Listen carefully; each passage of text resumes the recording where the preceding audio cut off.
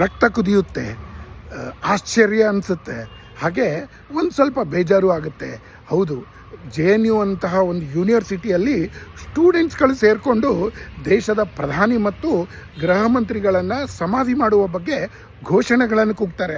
ಎಲ್ಲಿಂದ ಬರುತ್ತೆ ಇವ್ರಿಗೆ ಶಕ್ತಿ ಅಂತ ಒಂದ್ಸಲಿ ವಿಚಾರ ಮಾಡ್ತಾ ಹೋದರೆ 2020ರಲ್ಲಿ ಮೊದಲನೇ ಬಾರಿಗೆ ಅವರು ಈ ಥರದ ಘೋಷಣೆಗಳನ್ನು ಕೂಗಿದಾಗ ಅವರ ಬೆಂಬಲಕ್ಕೆ ಈ ದೇಶದ ದೊಡ್ಡ ದೊಡ್ಡ ಮೀಡಿಯಾಗಳು, ಲಾಯರ್ಗಳು, ಲೆಫ್ಟಿಸ್ಟ್ಗಳು ಅವರ ಪರವಾಗಿ ರ್ಯಾಲಿ ಮಾಡ್ತಾರೆ.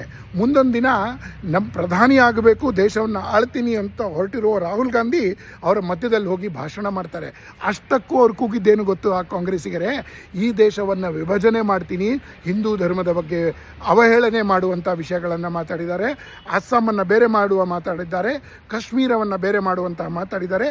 ಇವ್ರುಗಳ ಪರವಾಗಿ ಹೋಗಿ ನಿಂತ್ಕೊಂಡು ಈ ದೇಶದ ಪ್ರಧಾನಮಂತ್ರಿ ಆಗಬೇಕು, ಸಂವಿಧಾನ ಉಳಿಸಬೇಕು ಅಂಥೇಳಿ ರ್ಯಾಲಿ ಮಾಡ್ತಾ ಇರುವಂಥ ರಾಹುಲ್ ಗಾಂಧಿ ಅವ್ರ ಪರವಾಗಿ ಹೋಗಿ ನಿಲ್ತಾರೆ ಅಂತ ಹೇಳಿದರೆ ಅವರನ್ನು ನೀವು ಯಾವ ಕಾರಣಕ್ಕೆ ಮುಂದೊಂದು ದಿನ ಈ ದೇಶದ ಪ್ರಧಾನಮಂತ್ರಿ ಆಗ್ತಾರೆ ಅಂಥೇಳಿ ವಿಚಾರ ಮಾಡಬೇಕು. ಕಾಂಗ್ರೆಸ್ ಅಂದರೆ ಹಾಗೆ ದೇಶ ವಿರೋಧಿ ಚಟುವಟಿಕೆಗಳನ್ನು ಕೇವಲ ಮಾಡುವಂಥವರನ್ನು ಕೇವಲ ರಾಜಕೀಯ ಕಾರಣಕ್ಕೋಸ್ಕರ ಬೆಂಬಲಕ್ಕೆ ನಿಂತಹ ನೂರಾರು ಉದಾಹರಣೆಗಳಿದೆ. ಅದರಲ್ಲಿ JNU ಇನ್ನೂ ಒಂದು ನಿಂತಿರುವಂತಹ ಜೀವಂತ ಸಾಕ್ಷಿ ಅಂತ ಹೇಳಿದ್ರೆ ತಪ್ಪಾಗದು.